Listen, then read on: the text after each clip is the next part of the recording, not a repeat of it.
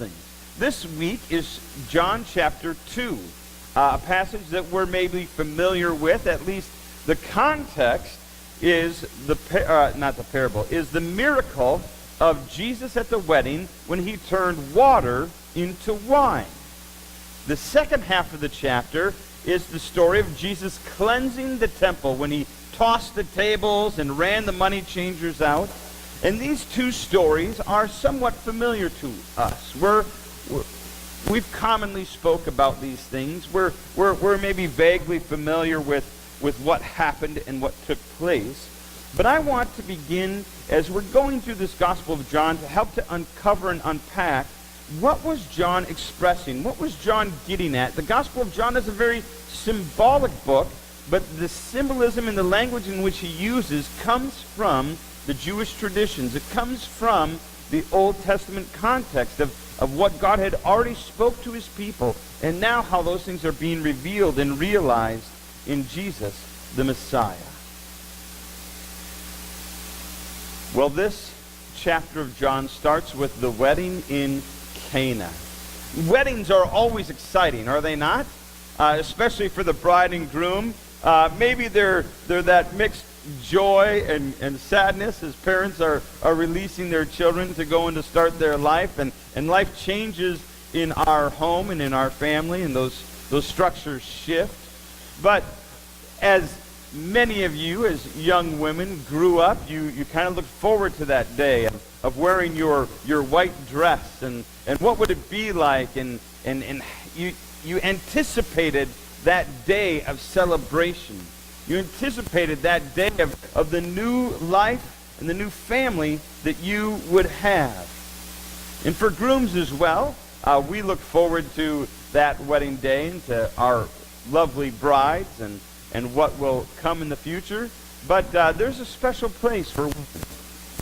There's a special place for women, not just in that anticipation and planning of a wedding or of marriage, but there's a special place for women in God's redemptive plan. And especially in this text as we look at today. Because you see, this wedding depicts a right relationship between a bride and her groom. It's reflective of a relationship as we see in the Old Testament between God and his people Israel. A relationship that we see in the New Testament between Christ and the church. So when we begin to see the context that this very first miracle, this very first sign and act of Jesus was to embody the meaning and the essence of what is marriage, he's beginning to show us this restoration or this establishment of a right relationship between the groom and his bride. Now, I've titled this message, Cleansing, Covenant, and Commitment. And you might be understanding some of that picture when you think of marriage. Certainly marriage is a covenant between not just a man and a woman, but I always like to emphasize it's between a man and a woman, and God is the covenant before all of these witnesses. But it's also a commitment.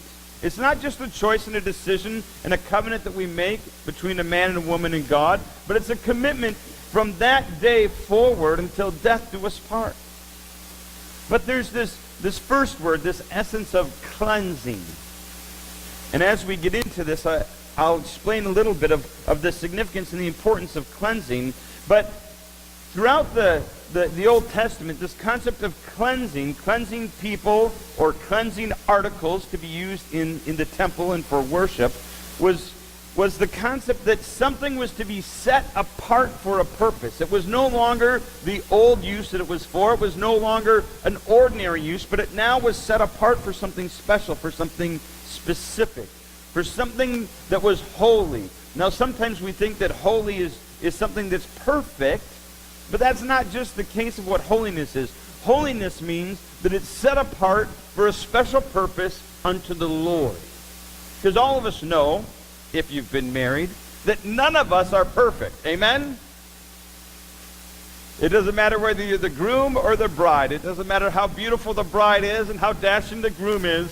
Even that couple standing there, and I'm doing a wedding next weekend for a couple, when those two are standing there, they look at each other and they think that it's going to be perfect. Look at this. This is just wonderful. It's all going to be roses and wonder and awesome. And they get about maybe 2-3 weeks into it and they realize, yeah, you know what? I did not marry the perfect man. At least that's what Ann told me. Anyhow.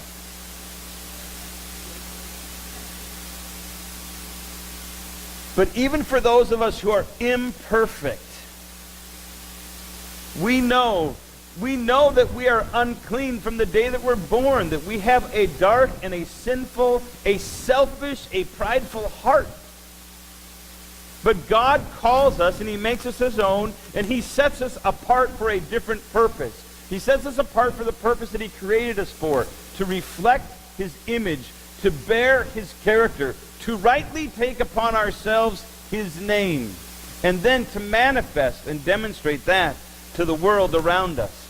Husbands to their wives, wives to their husbands, in a marriage to their family, to their children, to their grandchildren, in a marriage to their friends and to their community, and as a church to the city in which we live. God cleanses us. He sets us apart. He washes us by the renewing of his word. He cleanses us by the blood of the Lamb. And he restores us to usefulness and empowers us and sanctifies us. He makes us right with himself through the power of the Holy Spirit. And this is what Jesus is beginning to reveal and to show in this episode in the Gospel of John chapter 2. Because God cares not only about your marital relationship, but he cares about your spiritual relationship with him. So I think it's a beautiful thing that Jesus starts at this wedding in Cana. And then he quickly moves to the temple. Well, just in a way of quick review, when we speak of these places, places like Cana, places like Capernaum, places like Jerusalem, I like to help people understand the geography. I think that is helpful. Right here is a map of the north of Israel and the region of the Galilee. The Sea of Galilee, that's where Jesus spent a lot of his time in ministry with the disciples. The Sea of Galilee was the sea or the body of water that was in the where? The Galilee. It's just that simple. The sea was called that because it was in that region. Now, in the middle of that region, you see the little red underline is the city of what? Nazareth. We're all familiar with Nazareth, right? That's where Jesus grew up. It's where Jesus learned how to be a builder or a construction worker. Sometimes we say carpenter, but he didn't just work with wood. He worked with probably more stones and was maybe cutting stones to build houses, because that was the common material that they would build stuff with. But that's in Nazareth. Now, just a little north and just a little east of Nazareth by about 5 miles is the little town, little village of Cana. So it was like one of the nearest villages to Nazareth, so it's very likely that Jesus and his family had great relationships with this family. Maybe they worked together, maybe they were related in some way, but they had enough of a strong relationship that Jesus and Mary just weren't able to come as their family, but they had like at least a +4 or a +6, because Jesus brought all of his disciples with him as well to this wedding. And so Jesus had a great relationship with this family. And apparently his mother was linked in close enough that she found out when the food was running low, she was going to do something about it. And so she called on her son Jesus. Well, after that episode, we know that Jesus and Mary, his mother, and his brothers, and they all moved to Capernaum. Capernaum is on the north shore of the Sea of Galilee. And this was Jesus' home base for his ministry throughout the Gospels. This is where, when he would return home, this was where he would go and he would live with his family. It was in Capernaum on the north edge. This is why so much of the activity of Jesus' ministry takes place around the Sea of Galilee. So that just gives you a little bit of bearings about the region of the Galilee, which is where Jesus grew up, and where in the prophet Isaiah, Isaiah prophesied that the Messiah would come from this land of the Galilee. That there's even a phrase in there, the city of the Gentiles, I want to say is what it was, and that was a reference to this community called Capernaum. Now that map, as I said, was in the northern region of Israel, that little red box on this big map here. Now, as you see there, I still circled Nazareth for you, so you have your bearings. But to the south of Nazareth, about 90 miles, is the city of Jerusalem. Now, why do I point this out? Well, I think that it's helpful for us to see where was Jesus traveling. When he would leave his home from Nazareth or from Capernaum, he would usually travel about 90 miles. So that would maybe be about a 3 or 4 day journey, maybe a 5-day journey, depending on how fast they walked or whether they stopped and interacted. Now, they didn't always take the direct route between the two, but sometimes they did. And they would travel down to this area of Judea. Judea is underneath the purple line there. That's like the southern kingdom. You remember back in the Old Testament when we were reading through the story, the northern kingdom split away from the southern kingdom. The southern kingdom was Judea, and that was where Jerusalem was, and Jerusalem being the capital and the temple of the Lord. And just to the north of the purple line there, and just to the south of the green line, is Samaria. Now Samaria, this general region, was the northern kingdom, and when the Assyrians and the Babylonians came and hauled all the northern, first it was the Assyrians, but when they hauled the northern tribes away, the Assyrians and the Babylonians, they repopulated this area in this region with both the Assyrians and Babylonians mixed with Jewish women. And this is where we begin to get a little bit of a mixture of Judaism, beliefs from the scriptures, as well as the adding of some others. And we'll come to that in a little bit when we get to the story of the woman of the well in Samaria. And just to the north of that green line is the region of Galilee. Now, what we're also going to hear as we read in the text today, we read about the Jews. It was the Passover of the Jews, or else it was the Jews who came and questioned his authority. Now, there's some challenge with the English language in translating these things. But historically, it has always been this phrase, the Jews. And so we kind of encapsulate all of the Jewish people, but that wasn't really the intent or the people who the gospel writer of John was speaking about. The word that is used is Yehudaoi. Yehudaoi. The Judah people, the Judah leaders. There was a sect of leaders in Judah, in the southern tribes, those tribes that had remained faithful, that hadn't turned away like the northern tribes had turned away over the years.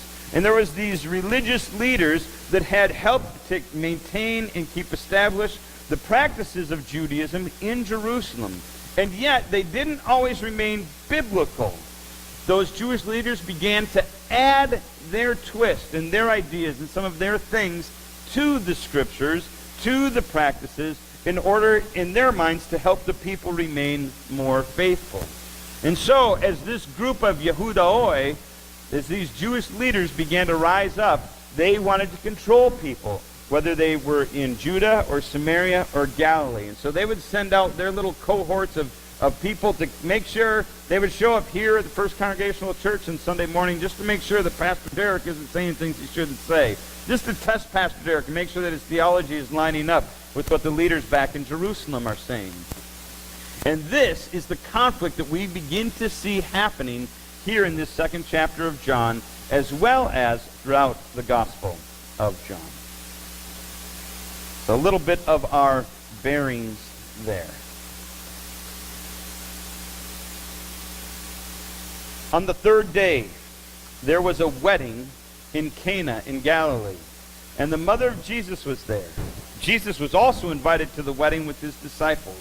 And when the wine ran out, the mother of Jesus said to him, "They have no wine." Now sometimes we read this and Jesus' response is, "Woman, what is this to me? And he wasn't really saying it in that way, like in a disrespectful way.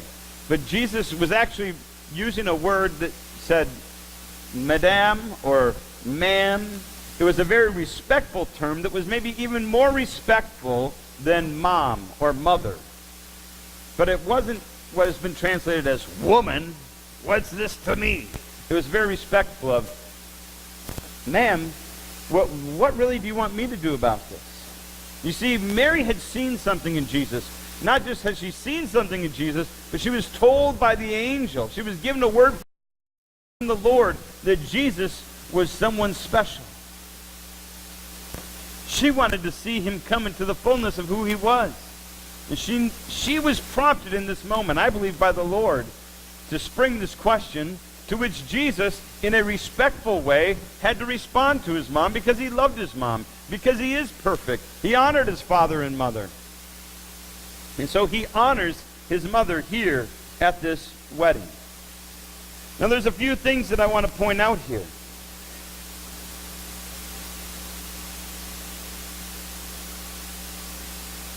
First of all, is that as Jesus goes to respond, he gathers these jars, these stone vessels that were for the purification rites. The purification rites. Now, some of these Jewish traditions we don't always understand or we don't always know. But this concept at a wedding of purification rites was not the normal, let us all wash our hands before the meal purification rites. You see, in the life of a young woman, when she becomes a young teenager, she begins to get her monthly cycle.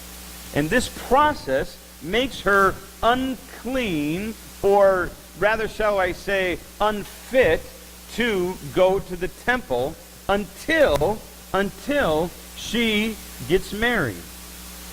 Now once she finds a man and a man finds her and they become betrothed, they begin the betrothal process, and when they get to that wedding day, she gets to go through a very special purification rite, a cleansing process. And they take these jars and they give her a mikvah, or a baptism.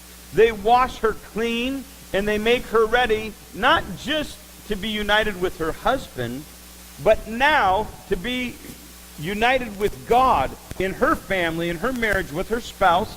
And now together they will go up to the temple and they will worship the Lord as a family. Well, this is just a bit of a transition in her life. A process from her from being a child to now becoming a woman, becoming a wife, becoming a mother. So there was something special going on when Jesus chooses these purification jars. There's this washing. It's not just a hand washing. It was her whole body was washed over. And if you think these jars had 20 to 30 gallons of water, they used up all 6 jars to wash her. How much do you think she was washed and cleansed? They had a lot of water pouring over her, didn't they? But it was this concept of cleansing and purifying and cleaning, of washing everything away of her past and who she was. She was no longer her father's daughter. She now is her husband's wife. And she was stepping forward into this covenant, this relationship between the groom and his bride.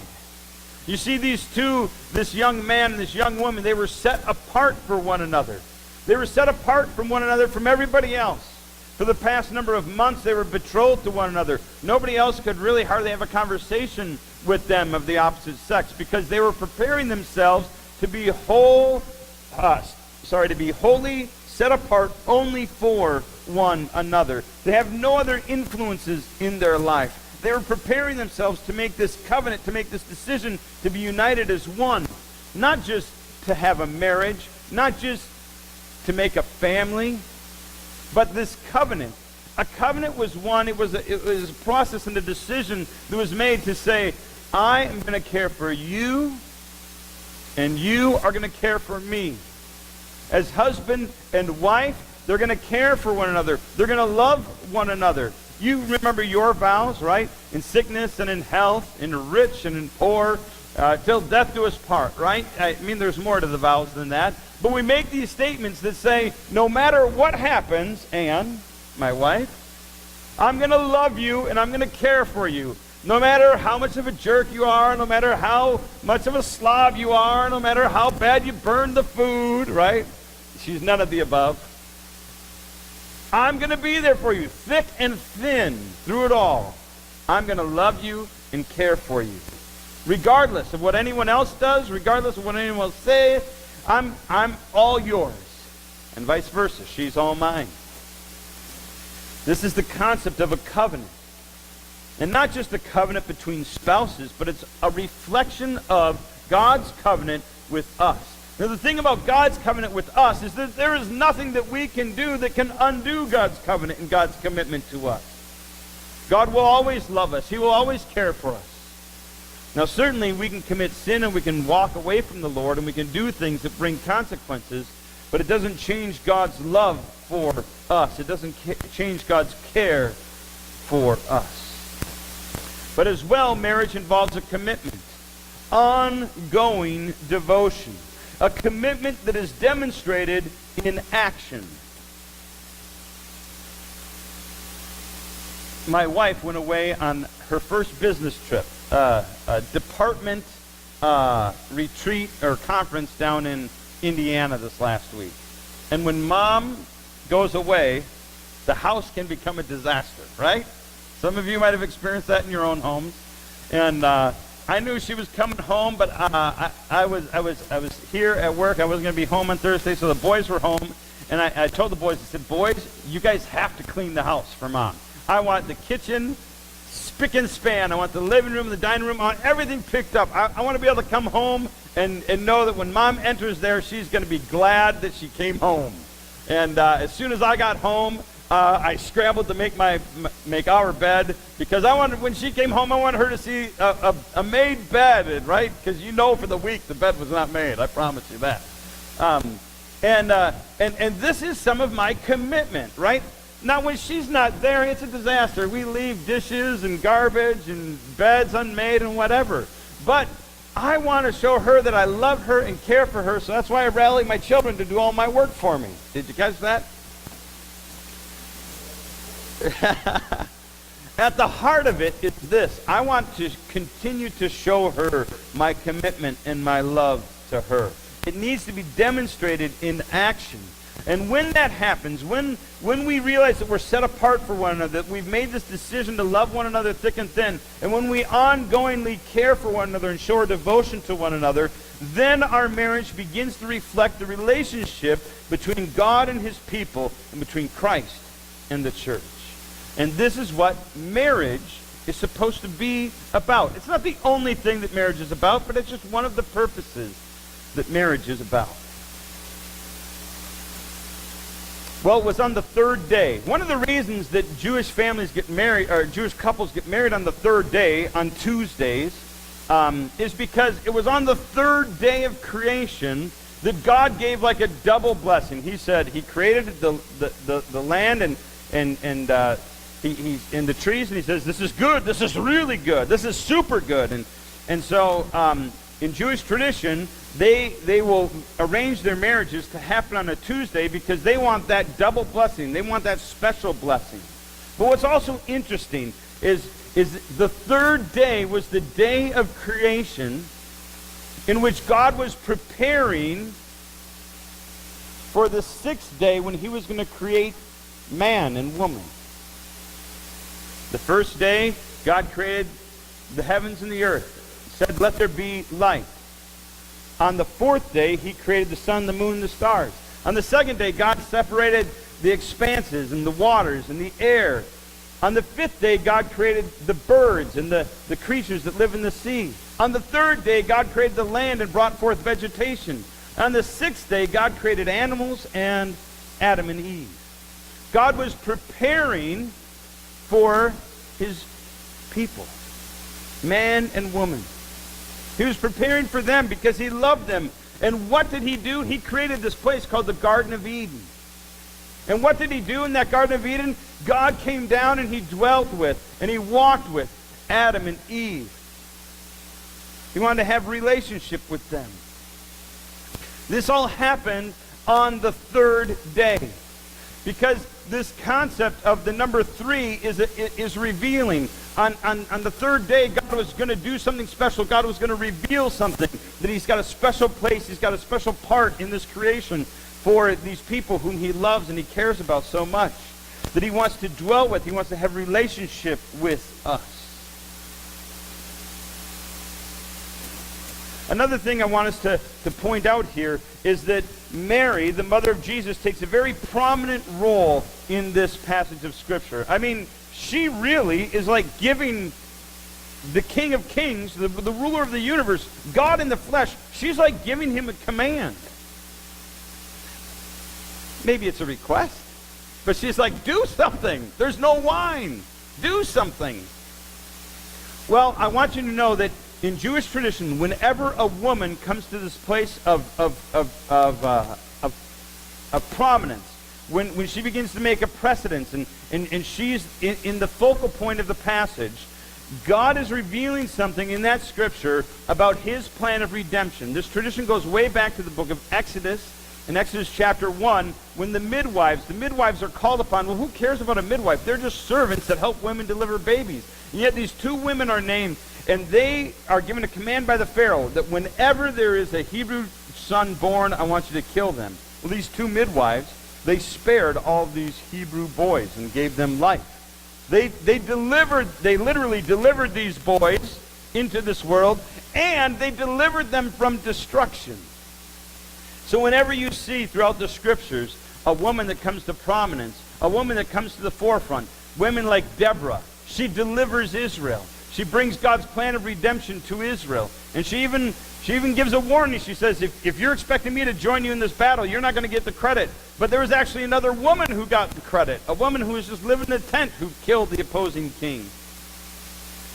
And then we see, even in stories like the book of Esther and the book of Ruth, we see these women of preeminence and prominence. And these women, God brings his redemptive plan through them. And here, and we'll see this even in the gospel further as well as we go, but here we have this woman, Mary, coming to this place of prominence to reveal God's plan of redemption.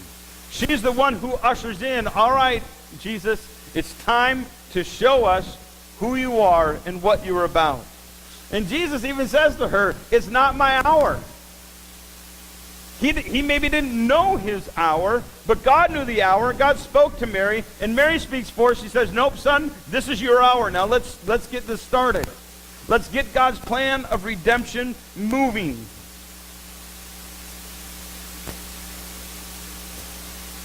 So Jesus takes those stone jars. I already shared a little bit about the Jewish rites of purification. But in Jewish tradition, the number 6 is always symbolic of God's grace. It's always symbolic of God's grace. Whenever you see the number 6, on the 6th day, God was gracious enough to humanity to give us life, to give us breath, and to still sustain our lives. If you read in the story in the book of Isaiah, we see these seraphim. They had 6 wings, and the one seraphim took those coals and came down and touched Isaiah's lips. It was God's grace to Isaiah. Isaiah said, I can't speak these things. I'm unworthy. And in God's grace, he comes and he purifies. He atones for Isaiah's sins and cleanses his lips. And God bestows his grace on Isaiah to carry out his call. Throughout the land of Israel, there were 6 cities of refuge that even if you murdered somebody, whatever crime you were guilty of, if you could run fast enough and get into one of those 6 cities of refuge, you would be preserved. And so long as you stayed in those city walls until the priest of that city died, you were safe. And then when that priest of the city died, your crime was forgiven. Your time of paying your penalty, of being constricted to that city, you were now set free. These 6 cities of refuge were God's grace, even for the guilty. Then as well, we read in the story of Ruth that Boaz, he redeemed Ruth and made her his wife with 6 measures of barley. Now what's interesting about this is that there's also, during this time of the barley harvest, this is also correlating with the story of Passover. Passover was the time of the year, and first fruits was when they would harvest the barley. And then as well, when God brought his people out of Egypt, when he redeemed them and sent them on their way to the promised land, he brought out 600,000 men, plus women and children. But this concept of 6 is that God is gracious, and God is going to move, and God is going to bring about his plan of redemption, and he's going to give it to those who will receive it. To anyone who will receive him, he will demonstrate his grace. What's interesting to me is that I think this is significant, because why didn't Jesus just use 5 jars or 7 jars? Right? Wouldn't 7 be the more perfect number? Why didn't he just use 3 jars? Wouldn't 3 jars have been enough? I mean, wouldn't 90 gallons of wine be enough for any party? Instead, he had 180 gallons of wine made. Why didn't Jesus just have the local winery deliver a bunch of wine that had already been processed? Why did he have to create a miracle? Why didn't Jesus, if he's God, why didn't he make prearrangements and say, yeah, you know what? I already got the wine coming, Mom. I'm 2 steps ahead of you. Why didn't Jesus just refill their cups? I mean, he's God. He could have just made each of their cups like be an ever-flowing, never-ending cup of wine so long as they were at the party. Why didn't Jesus just reveal that he had hid some secret stash that he had discovered earlier that day, and now, disciples, bring this wine out? There's a lot of things that we could begin to say, why didn't Jesus do it this way? And simply, I think the answer is this. Jesus chose the 6 stone jars of purification because he wanted us to understand that his grace for us is sufficient and abundant. That he is the one who will cleanse us and wash away our sin. And why wine? Why was wine the first miracle? Because I'm sure when those disciples later about 3 years later, when Jesus says, this is my cup, this is my blood given for you, I'm sure they began connecting some of these dots to that first Passover when Jesus brought all these 6 jugs of wine in this miracle forth from water. Reveals God's grace as they filled those 6 jars with water that represented God's cleansing work in us, purification. It was turned to wine that points us toward Christ's atonement. His setting apart us as his people in this moment to receive the forgiveness of our sins. You see, wine is always used in these special moments to denote, to demark something. And I think this was the beginning, this precursor of what Jesus was going to do in a more than abundant fashion.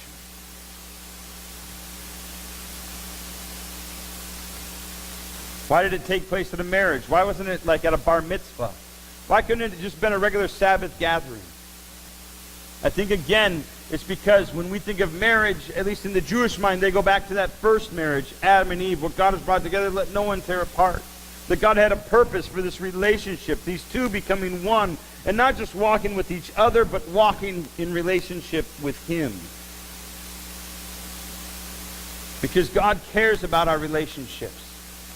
He cares about our relationship with him. He cares our relationship with our spouse. He cares about our relationship with our family. He cares about our relationship in community with one another. Can you read that okay? Jesus revealed in an abundant provision, Jesus revealed the abundant provision of the redemption that is found in the relationship with God through the new wine, which only Jesus could offer. The new wine that represents the redemption that was bought and paid for with his blood. Now, to show up at a wedding and say, these 6 jars of wine represent my blood shed for you, that might be a little bit too morbid, right? Like, this was a time of celebration.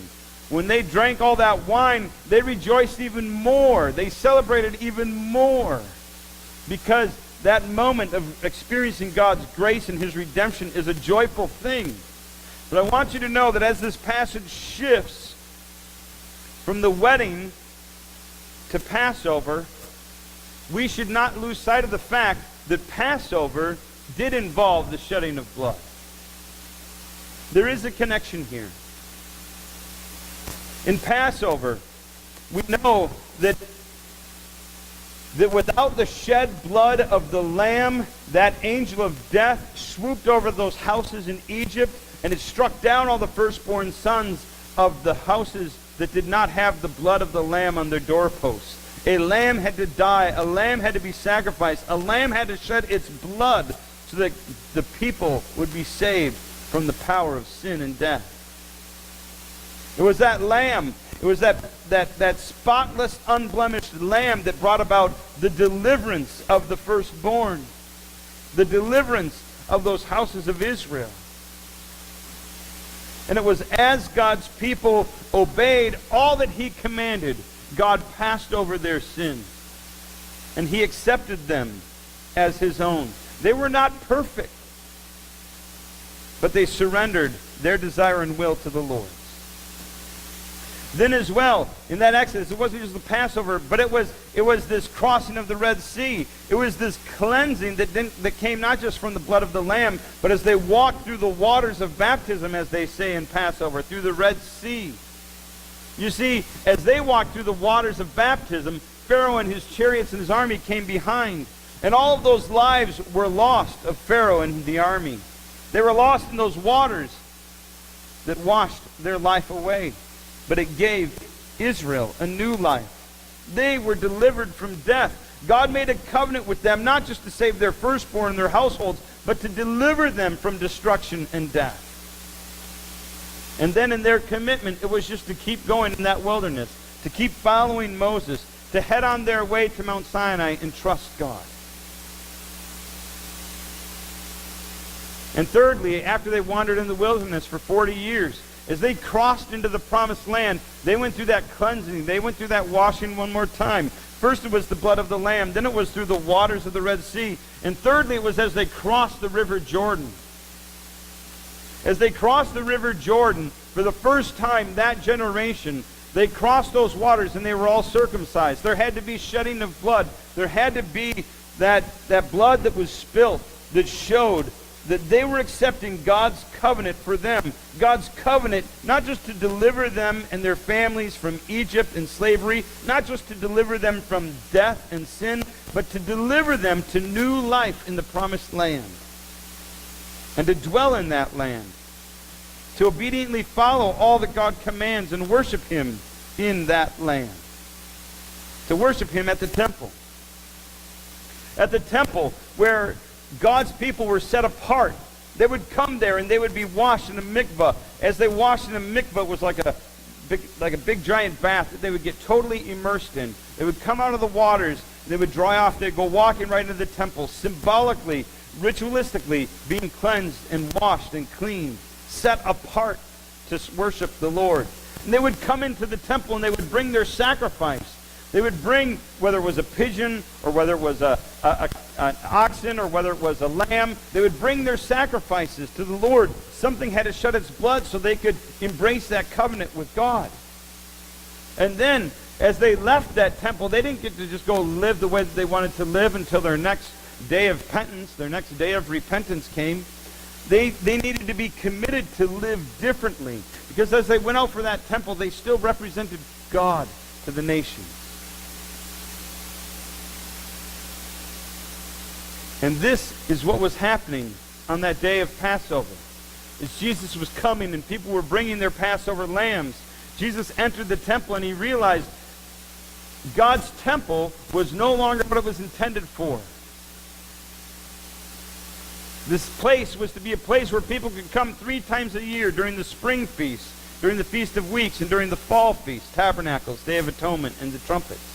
These times were to be when God's people would come, they would be cleansed, they would recommit in their covenant, and they would commit to going to live for him from that day forward.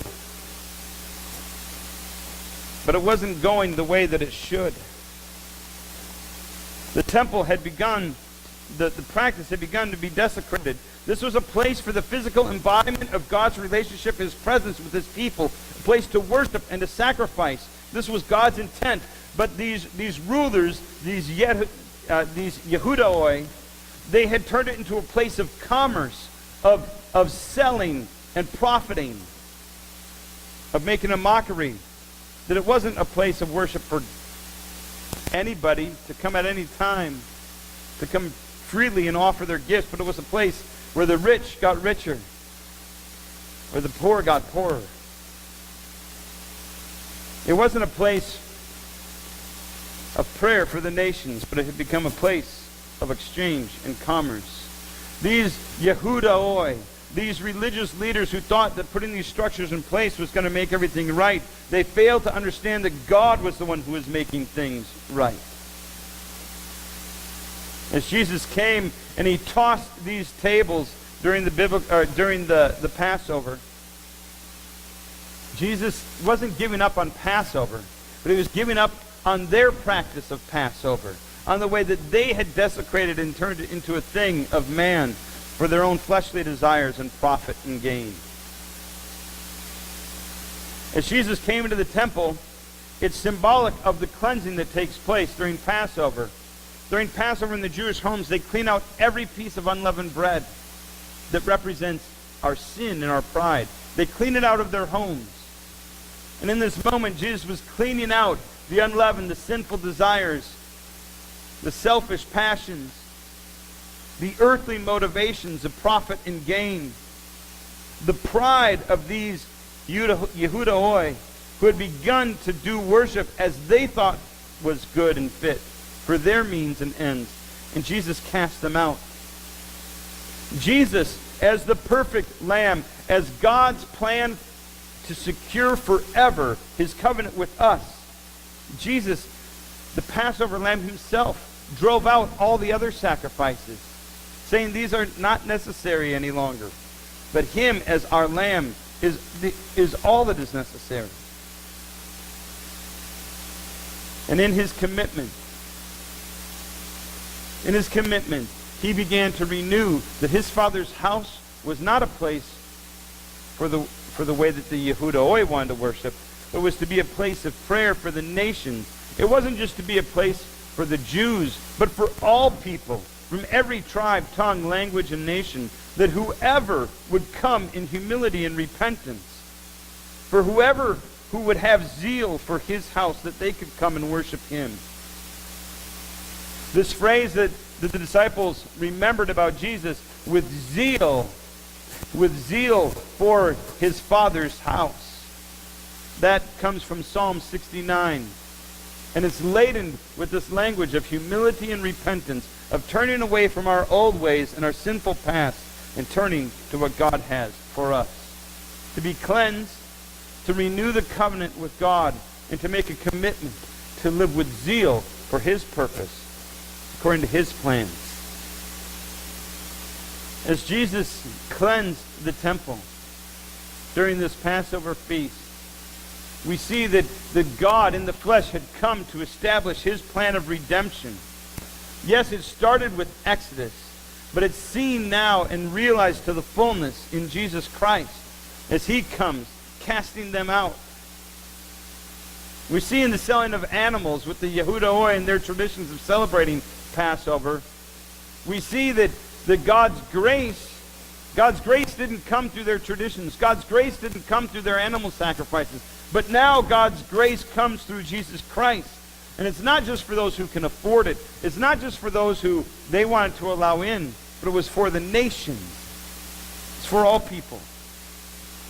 The temple was to be a place that established God's covenant with his people. And Jesus was there to say, I'm here now to be in relationship with my people. Well, his authority was challenged. His authority was challenged, but he, like John, had affirmed his authority. Like those first disciples had seen his authority. Jesus said, this is my Father's house. My Father is the one who gives me authority. Authority beyond the Yehudaoi. But we know and we see that this conflict with the Yehudaoi It's going to be reoccurring. It's going to be what results in that ultimate sacrifice of our Passover lamb. Well, at the end of the passage, we read that many people believed in Jesus. Well, what's interesting is that Jesus, on his part, did not entrust himself to them, because he knew that all people, that they all had sinful hearts. He knew all of their motivations.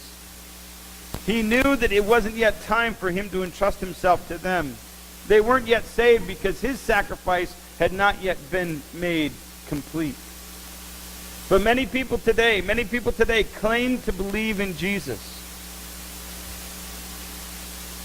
But it's not claiming to believe in Jesus that saves us. Even the demons believe that Jesus is the Messiah, and they won't be saved. But it is only those who accept God's plan of redemption, who receive his free gift of grace. Only those who can, this free gift is offered to everyone. If they would only receive it, they can be in relationship with God. And as Jesus said, you can take, I will tear this temple down, and in 3 days I will rebuild it. He was revealing something. Remember, 3 means something revealed. What was Jesus speaking about? As the disciples said, this was about the resurrection. About the resurrection. So we even see in this first chapter that Jesus knew that his death was imminent. That the sacrifice of the Passover lamb was necessary. That if we wanted to be saved, it wasn't just to believe in Jesus, but to be cleansed by him. To receive his covenant and his commitment to us. And then to embrace that commitment. And to truly trust and follow him. And this is how Jesus began to introduce his ministry here in the Gospel of John.